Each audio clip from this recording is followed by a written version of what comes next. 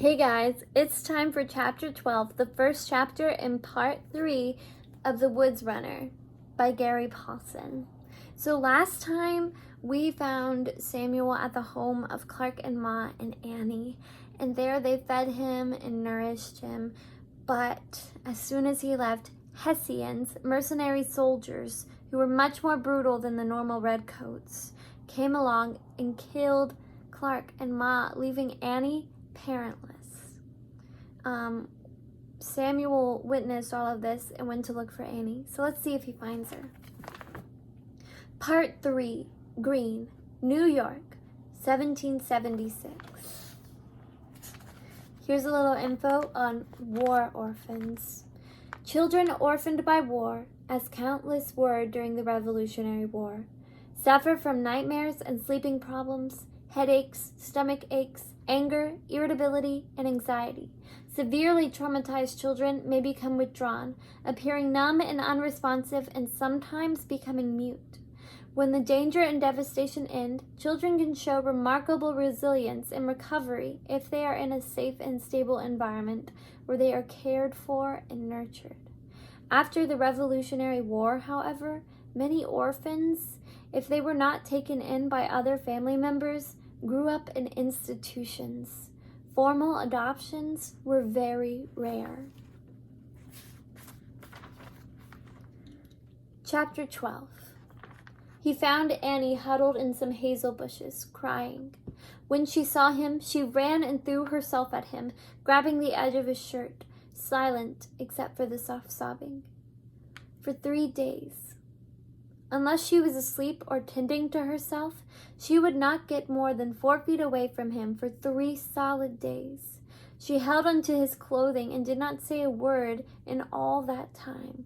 At night, he would wrap her in his blanket and sit away from the glow of the fire and doze as she would cry herself to sleep almost all night. It bothered him that she had no shoes or moccasins, and he had no leather to make a pair for her. But her bare feet were amazingly tough, and she kept up with him in his rapid pace much better than he would have expected. They drank from creeks, which were common, and shared the small amount of food Ma had given him. Annie did not eat for the first 3 days, and he worried at that, although she drank. But in the evening on the 3rd day, she took some food and seemed to come out of the cloud she was in, little by little. He was having a very difficult time with almost everything. The jolt from what his life had been just short weeks ago to what it was now had been so sudden, the gulf so vast, that he felt he was in a completely different world, one dominated by violence and insanity. The woods were the one thing he knew and still believed in. He was thankful for the haven of the forest as they traveled. Still, his rage would not go away. He stifled in it, but he seethed with anger every time he thought of the Hessians and how they had killed the Clarks, of how they had tried to kill Annie, of how the raiders had slaughtered the peaceful settlers for no reason. He wanted to punish them, make them pay for what they'd done, and could think of nothing to do except act as insane and violent as they had. Kill someone. Find someone in a red coat and shoot them. He knew it was not something he could do, even though he thought of it.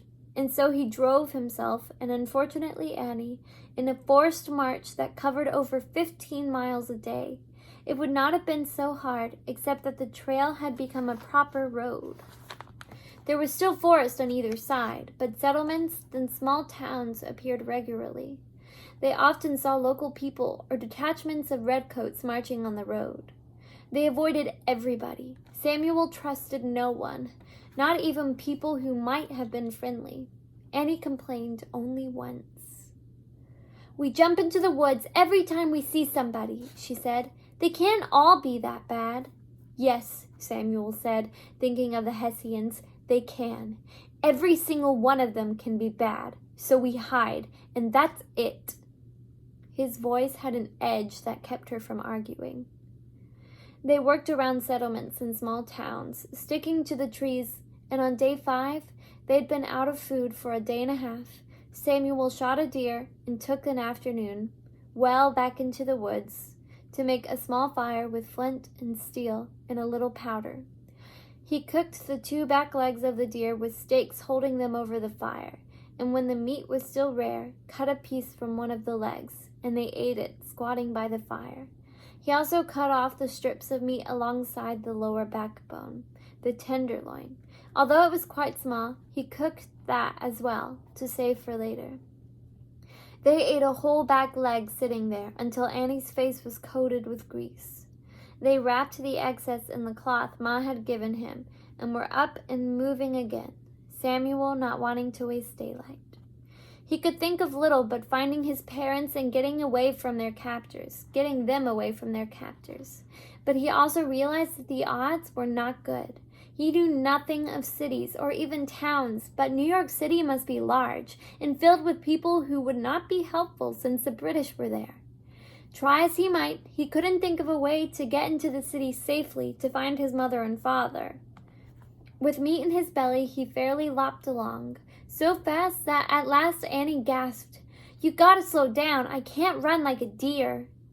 He slowed but kept the pace steady so that when it was dark, hard dark, and he stopped, Annie fell asleep almost the instant he wrapped the bedroll blanket around her.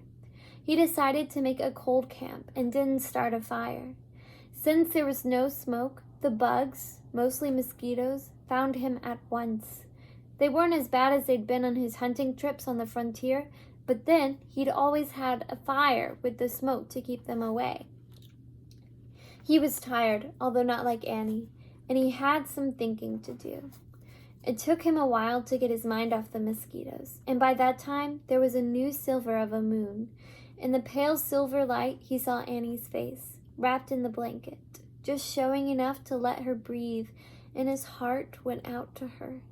She was only 8, he thought, maybe 9, and her whole world has been absolutely destroyed. Were there many like her? Everything gone because of this war? The innocent ones were the worst part of it all. His mother and father making a life on a frontier, just wanting to be left alone. His mother trying to get the garden to grow. His father learning how to use tools, how to make his own house, wanting only to work and read and think and live a quiet, simple life with his family. All gone. His own life gutted, not as much as Annie's, but enough. He had to get his parents back. How? What to do? There were so many unknown factors that the question seemed impossible. He was one person with a rifle. Oh yes, he thought, smiling grimly, and a knife. And he felt that the entire world he was heading into was against him. He would have to get around them, the people in that world, some way, somehow. How? His eyes closed, opened, closed again, his question spiraling down as he leaned back against a tree and slept. And that concludes chapter 12. We'll see what happens next in chapter 13 tomorrow.